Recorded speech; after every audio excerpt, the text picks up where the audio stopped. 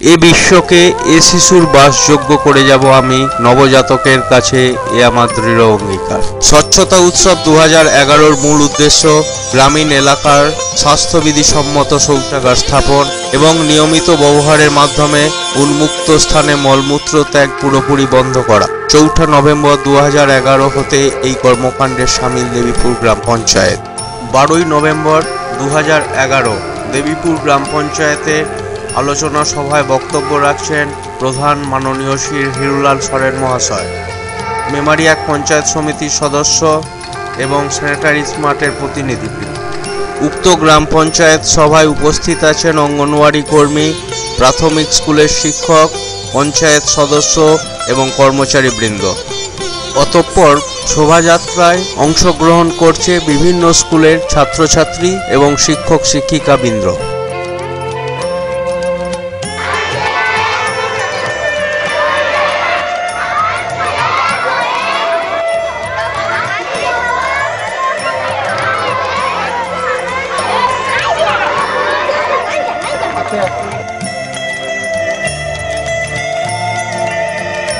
ওই দিনই মোবারকপুর প্রাথমিক স্কুলে অঙ্কন প্রতিযোগিতা অনুষ্ঠিত হচ্ছে।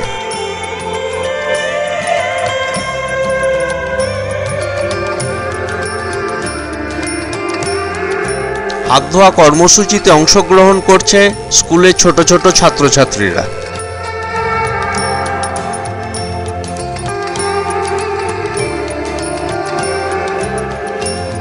হাত ধোয়ার পর স্কুলে মিড ডে মিল খাওয়ানো চলছে।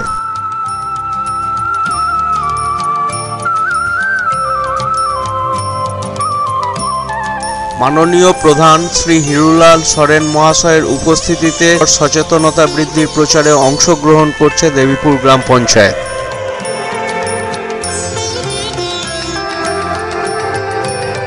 ষোলোই নভেম্বর সার্ভে ও অর্থ সংগ্রহ অভিযানে অংশগ্রহণ করছেন মাননীয় উপপ্রধান এবং অন্যান্যরা।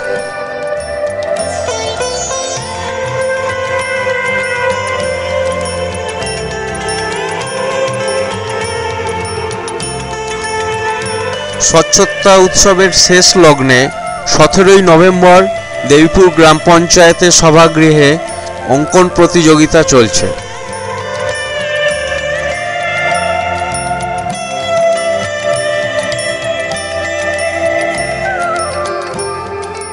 সার্বিক নির্মল রাজ্য তৈরির অঙ্গীকারকে বাস্তবায়নের লক্ষ্য নিয়ে অভিযানের পটভূমিকা সমাপ্ত হলো। নমস্কার।